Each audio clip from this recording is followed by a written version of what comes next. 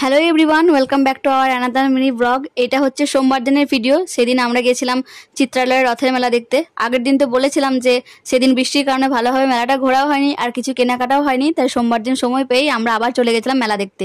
আর আগের দিন মেলা গিয়ে তো সেরকমভাবে কোনো কিছুই কেনাকাটা করা হয়নি বৃষ্টির কারণে, তাই আমি সানুকে কবে থেকে বলছিলাম চলো মেলা নিয়ে চলো, অনেক কিছু আমার কেনাকাটা আছে।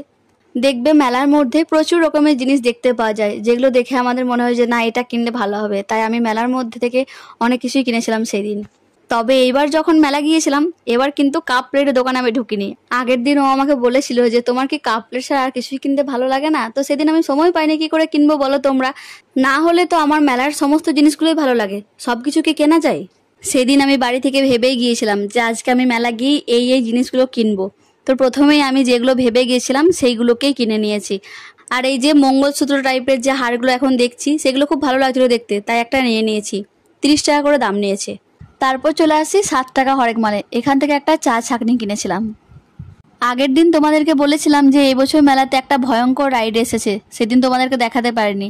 আজকে তোমাদেরকে দেখাবো সেই রাইডটা। এই যে এটা হচ্ছে সেই রাইড। কি ভয়ানক রাইড রে ভাই, পুরো চোরকি পাকের মতো 10-12 বার ঘুরালো। আমার তো দেখেই ভয় লাগছিল, চাপা তো দূরের কথা। এই রাইডটা চাপতে দুরকমভাবে টিকিট কাটতে হবে। মানে ফ্রন্টে যারা বসে আছে তাদের টিকিটের মূল্য হচ্ছে 200 টাকা, আর পেছন দিকটায় যারা বসে আছে মানে পেছনে এরকমভাবে সেম জায়গা আছে বসার, তাদের টিকিটের মূল্য হচ্ছে 150 টাকা। আর আমি গিয়েছিলাম সোমবার দিন, সেদিন ছিল শ্রাবণ মাসের প্রথম সোমবার, আর সকালে তো আমি শিব পুজো করেছিলাম, তোমরা অলরেডি ব্লগে দেখেছিলে।